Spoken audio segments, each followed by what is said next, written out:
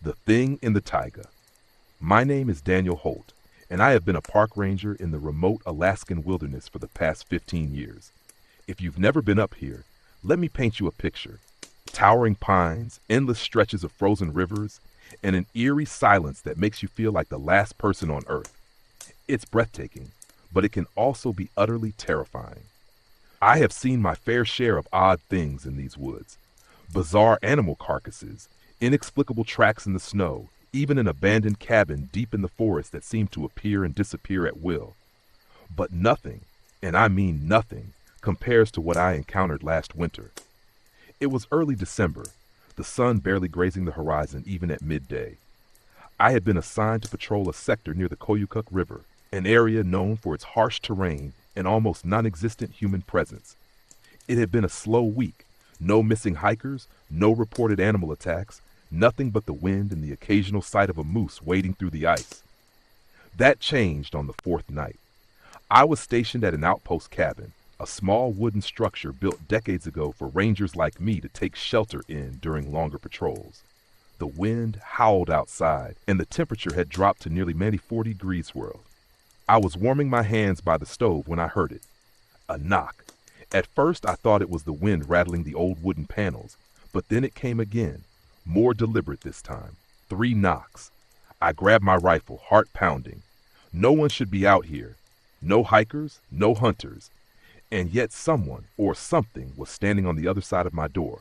Slowly I stepped toward the entrance, reaching for the handle. My breath clouded in the frigid air as I pulled the door open. Nothing. The snow outside was untouched, not a single track leading to or away from the cabin, and yet I knew what I had heard. The knocking had been real. I shut the door, bolted it, and tried to shake the unease creeping up my spine. Maybe I was just imagining things. Maybe the wind had played tricks on me. I returned to my cot, rifle still in hand, and tried to sleep. Then, around 3 a.m., I heard it again. This time, it wasn't knocking. It was whispering. A voice, low, guttural, barely more than a breath against the wooden walls of the cabin. I couldn't make out words, but the tone was unmistakable. It was calling to me. I sat up, heart hammering against my ribs. My flashlight flickered as I reached for it, and for a brief second, I swore I saw something outside the window. A shape, tall and thin, with glowing eyes reflecting the pale moonlight. I didn't sleep that night. By morning, the whispers had stopped, but the unease remained. I needed to leave. I packed my gear and stepped outside, scanning the tree line. The world was deathly silent. No wind, no birds, just the weight of something unseen pressing against my chest. That's when I saw the footprints. Massive, clawed, unlike anything I had ever seen before. They led from the edge of the forest to my cabin's door, and then disappeared. As if whatever had been watching me had simply vanished into thin air. I didn't wait to find out more. I hiked back to base as fast as my legs would carry me, the feeling of unseen eyes burning into my back the entire way. That should have been the end of it. But it wasn't. A week later, another ranger, Lewis, was sent to patrol the same area. He was a seasoned outdoorsman, had been in these woods even longer than I had. When he came back, he looked like he hadn't slept in days. He refused to talk about what happened, just put in a request to transfer out of state. He left the next morning. Curiosity got the better of me, so I checked the logs he had kept during his patrol. There wasn't much, just brief notes about weather conditions, animal sightings. But on his last night, there was a single entry that stood out. "It's watching me. I don't know what it is, but I think it knows my name." That was the last thing he ever wrote. Now, none of us patrol that sector anymore, because sometimes, when the wind is just right, you can still hear it. The knocking, the whispers, and the thing in the taiga that watches from the trees. The Hollow Man of Deadwood Forest. I have been a park ranger in Alaska for nearly 20 years. In that time, I've encountered just about everything the wilderness has to offer. Grizzly bears, massive blizzards, even the occasional reckless hiker who gets himself into trouble. But nothing prepared me for what I saw in Deadwood Forest. Deadwood is an isolated stretch of woodland, dense with ancient pines that block out the sun, even at midday. It's one of those places that doesn't feel right, like the land itself is holding its breath. Rangers don't go there unless absolutely necessary, and even then, we keep our visits brief. I was sent to Deadwood in late October, just before the snow set in. A group of campers had gone missing, and I was supposed to check their last known location. They'd been radio silent for 2 days. Unusual, but not unheard of. I figured they just lost their radio or gotten delayed by bad weather. I hiked into the forest early that morning, following the trail they had marked on the map. I expected to find them holed up in a tent, maybe embarrassed about getting lost. But when I reached their campsite, something was wrong. The fire pit was cold. The tents were still standing, but everything was off. The zippers were open, sleeping bags lay scattered on the ground, and a pot of half-cooked beans had frozen solid over the dead coals. It was like they had just gotten up and left in the middle of whatever they were doing. And then I found the footprints. They led away from the camp in a straight line, as if they had all walked off together. No signs of struggle, no confusion in their paths. Just a single, unwavering march into the depths of the forest. I followed the tracks for about half a mile before they stopped. Not at a river, not at a clearing, just stopped. No return footprints, no sign of anything dragging them away. It was as if they had all simply vanished into thin air. That was when I heard it, a voice, thin and distant, calling my name. I spun around, rifle raised, but there was no one there. Just trees, dark and motionless. Then, from the corner of my eye, I saw movement. A figure, tall and thin, standing between the trees. I could barely make it out in the dim light, but something was wrong with it. Its arms were too long, its legs stretched unnaturally, and its face, there was no face. Just a smooth, featureless surface where eyes, a nose, and a mouth should have been. And yet it was calling my name. Not out loud, not with sound. But I could hear it inside my head, whispering in a voice that wasn't my own. I turned and ran. I didn't stop until I reached my truck, lungs burning, vision blurred from the cold air. I locked the doors, gunned the engine, and didn't look back until I was miles away. We never found the missing campers. No bodies, no further tracks. Just an empty campsite and the lingering feeling that something in Deadwood had taken them. I filed my report, but no one believed me. They blamed it on the elements, on inexperience, on anything but what I had actually seen. But I know the truth, because sometimes when I'm out in the woods alone, I still hear that voice, calling my name, the pale thing in the ice. I have worked as a park ranger in Alaska for most of my life. I've seen avalanches bury entire trails, storms that howl like dying animals, and the kind of cold that steals your breath right from your lungs. I thought I knew everything this land had to offer. I was wrong. This happened 5 years ago, during an early winter patrol near the Yukon River. A small research team had gone up to study permafrost layers, scientists, the kind of people who spend their lives looking at dirt and ice. I was assigned to check in on them every few days, making sure they hadn't frozen to death or gotten lost in the endless white nothing. They had set up a temporary station near a glacial shelf, drilling core samples and running whatever tests scientists run. Everything was fine for the first week. Then, on the 8th day, their radio went silent. At first, I thought it was just equipment failure. Happens all the time in this kind of cold. But when I snowmobiled up to their camp, something was wrong. The tents were there, the equipment was there, but the people were gone. No signs of a struggle, no blood, no tracks leading away. Just an empty camp with half-eaten food still on the fold-out tables, coffee frozen solid in their mugs. And then I noticed the hole. It was near the drilling site, an open wound in the ice, maybe 6 feet wide. At first, I thought they had fallen in, but as I got closer, I realized something had clawed its way up from underneath. The ice around the hole was shattered outward, as if something had forced its way out of the glacier. I don't know what made me look down. Maybe it was instinct. Maybe it was some deep, primal part of brain screaming that something was wrong. But I did, and I saw it, a shape, half buried in the ice. Pale, elongated human, but not. Its limbs were wrong, too thin, too stretched. Its mouth was open, too wide, as if screaming in silent agony. And its eyes, guys, were black pits. Empty, bottomless. It wasn't dead. Its fingers twitched, its head turned. And even though it was still trapped in the ice, I felt it looking at me.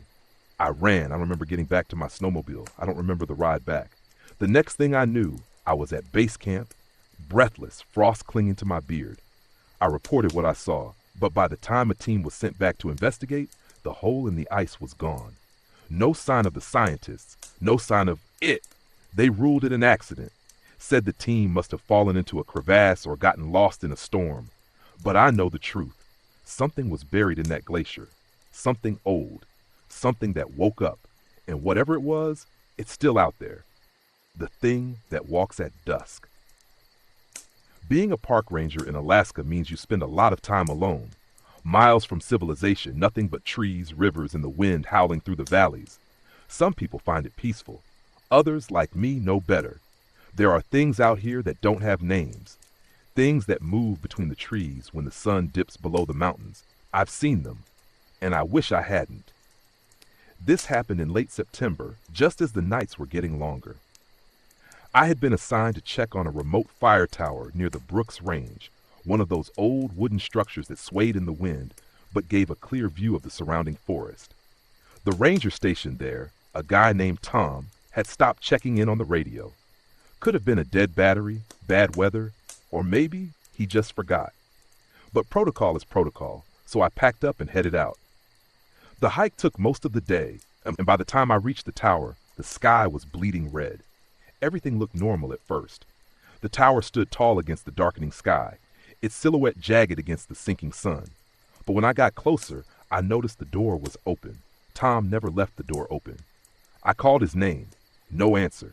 Inside, the air was stale. The radio was on, but it was just static. His gear was there, sleeping bag, food, even his boots. But Tom was gone. Then I saw his notebook.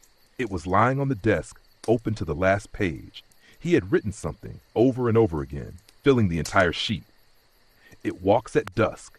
It walks at dusk. It walks at dusk. I felt the hair on my arms rise. I grabbed my flashlight and stepped out onto the tower's balcony.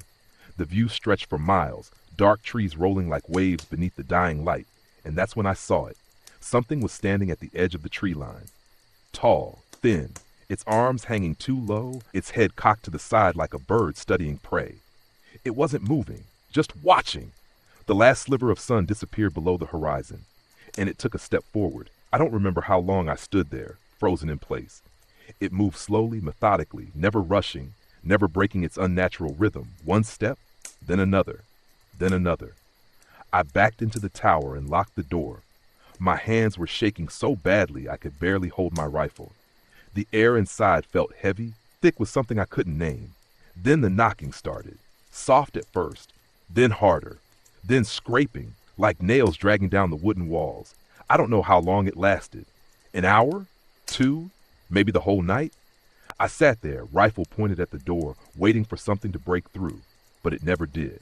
At some point, the knocking stopped. When I finally got the courage to peek outside, the thing was gone, but Tom was still missing. We searched for weeks, never found a trace of him.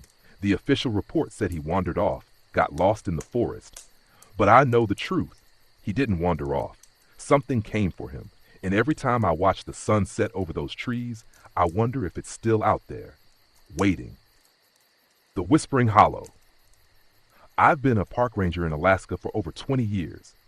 In that time, I've seen things that defy explanation. Strange lights moving in the sky, footprints in the snow that lead nowhere, and the occasional camper who vanishes without a trace.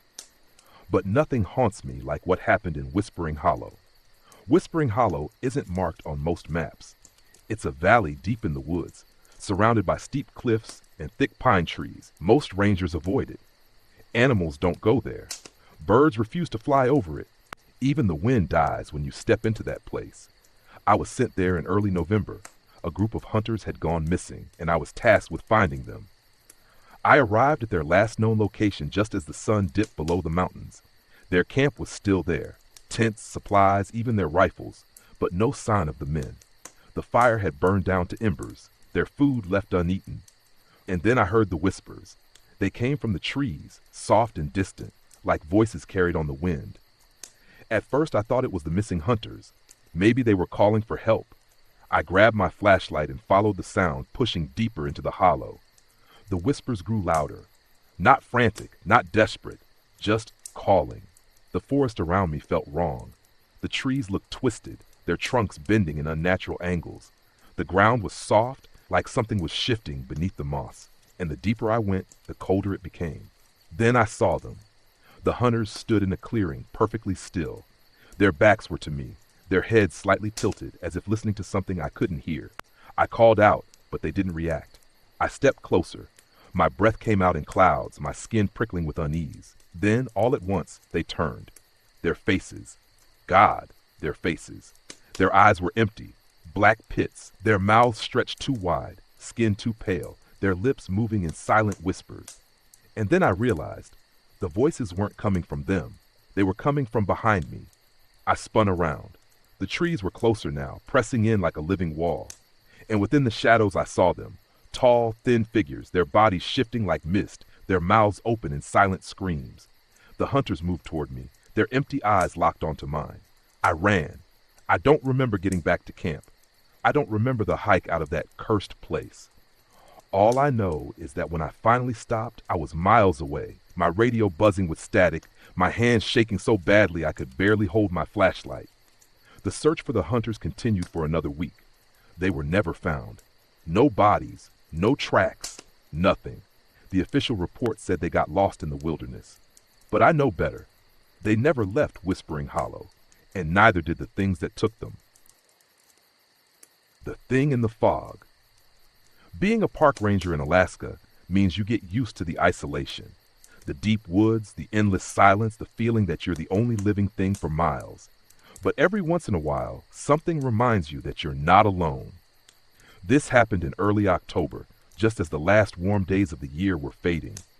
I was patrolling near an old half-forgotten trail by Lake Iliamna.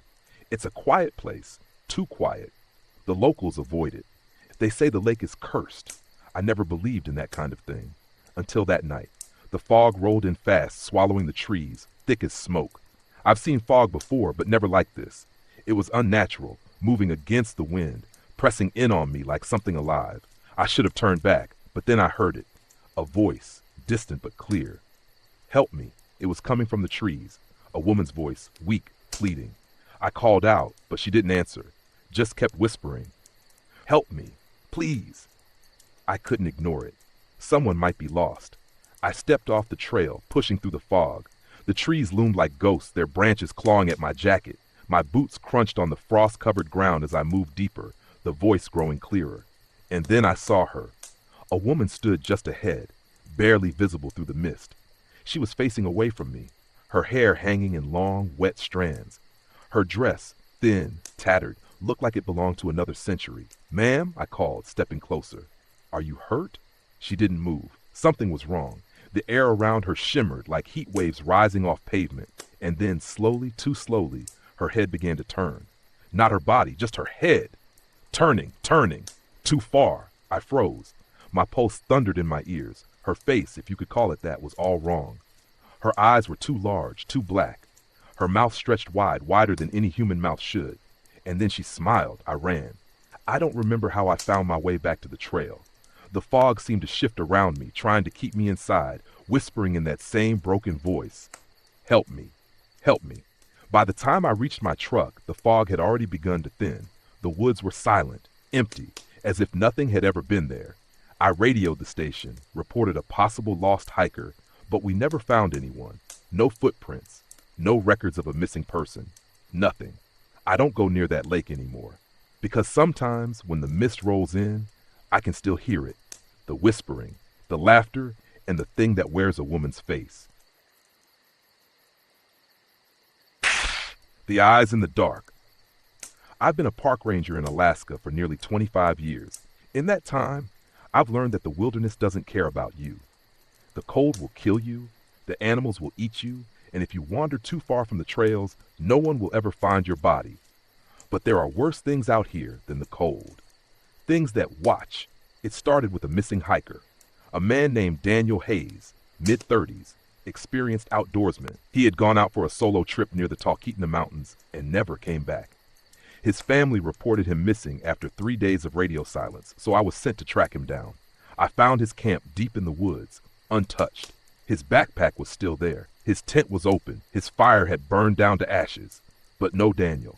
I started searching the area, calling his name. No response. Then, as I moved deeper into the forest, I found something strange. His footprints. At first, they were normal, boots pressing into the damp earth, moving in a straight line. But then, after about 50 yards, they changed. The steps became erratic, wild, like he had started running, like he was fleeing from something. And then they stopped. No more tracks, no drag marks, just nothing, as if he had been lifted off the ground. I turned around, my breath coming fast. The forest was silent. No wind, no birds, no rustling leaves. Just that heavy, suffocating silence. And then I felt it. Someone was watching me. I don't know how I knew, but I knew. The feeling crawled up my spine, ancient and primal. I turned slowly, scanning the trees, and that's when I saw them. Two eyes, deep in the shadows, far too high off the ground to belong to any human. They were reflective, like an animal's in the dark, but wrong. Too round, too large, too aware. They blinked. I raised my rifle, my hands trembling. Hello? My voice sounded weak, swallowed by the trees. No response. The eyes just stared. Then they moved, not forward, not backward, but around me, fast. I swung the rifle trying to track it, but whatever it was moved too quickly. 1 second it was to my left, then behind me, then to my right, circling me. I took a step back, then another. My instincts screamed at me to run, but I didn't dare turn my back. Then, just as suddenly as they had appeared, the eyes vanished. The forest remained deathly silent, but the feeling of being watched never left. I got out of there as fast as I could. Daniel Hayes was never found. No body, no clothing, no trace of where he had gone. I don't go to that part of the woods anymore because I know that something lives there, something that watches and waits. Good luck to everyone. You were on the Misty Hunter channel.